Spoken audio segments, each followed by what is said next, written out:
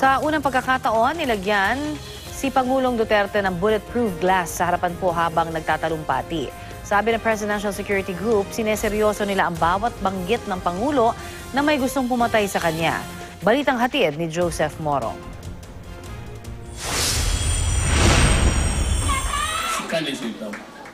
Sa campaign rally, may kakaiba na magsalita ang Pangulong Duterte. Sa unang pagkakataon, may inilagay na bulletproof glass sa kanyang harapan na proteksyon para sa Pangulo. Tignan ko lang kung ano kakapal to.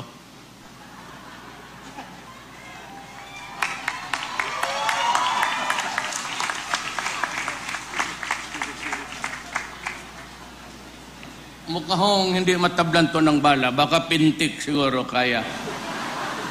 Ayaw man daw niya nito, wala naman daw siyang magagawa.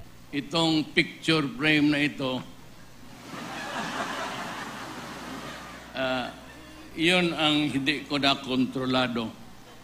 Sumama man ang loob ko, magalit ako, hindi ko mautusan ang security setup ng PSG, Presidential Guards.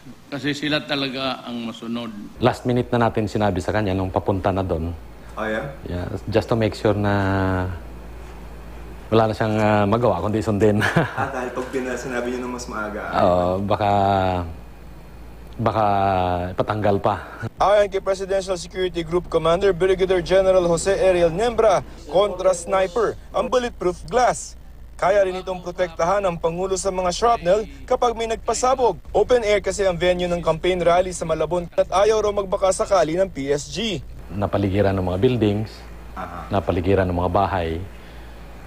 Kaya kailangan nating gamitan ng additional protective measures. Sabi ni Niembra, walang intensified threat sa Pangulo bukod sa posibleng banta galing sa mga drug syndicates dahil sa kampanya laban sa droga ng Pangulo. Sineseryoso raw nila ang bawat banggit ng Pangulo na may gustong pumatay sa kanya.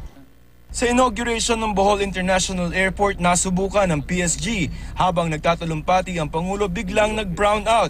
Mabilis ang naging pagkilos ng PSG. Pinaligiran agad ng Pangulo at sinubukang ilipat ng lugar. Joseph Morong, GMA News.